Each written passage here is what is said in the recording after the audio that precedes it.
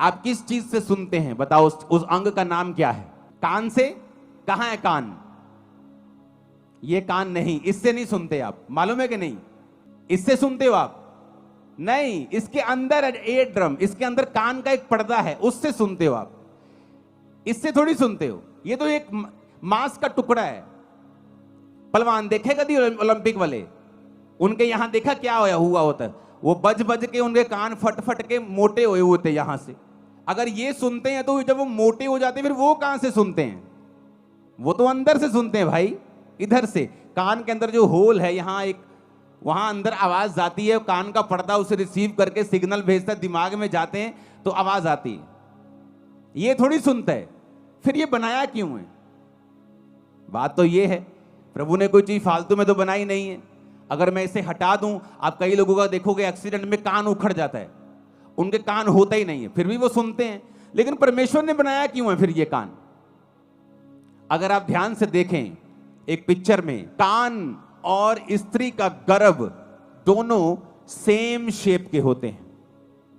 इधर left side पे स्त्री का गर्भ है, यूट्रस है, जहां बच्चा होता है।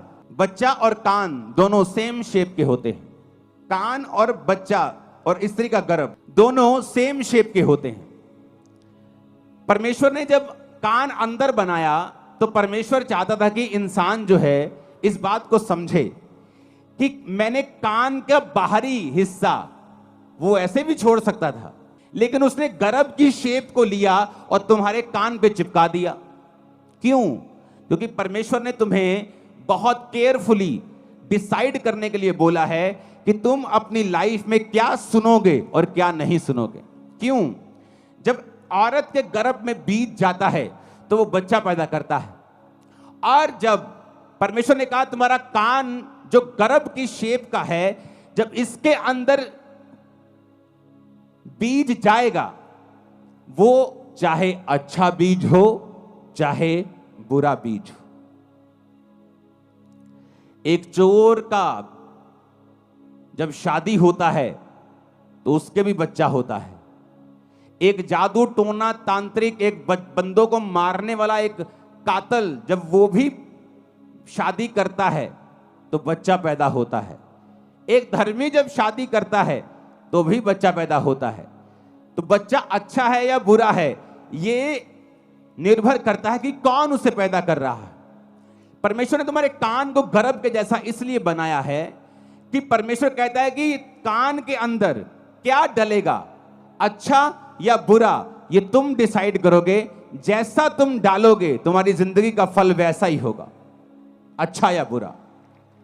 अब तुमने गाने डालने हैं, शराब के गाने डालने हैं, वो गाने डालने जिससे बीपी बढ़ जाता है, तुम शारीरिक जोश में आ जाते हो, वट देंगे, टोक देंगे, तुम्हारा वो भला करने वाले नहीं।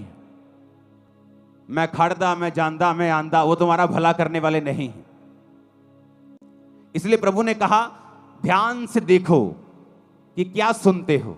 जब मैं चर्च में से वापस आया करता था तो मेरी आदत थी हिंदी गाने सुनने की, तो हिंदी गाने में सुनता था।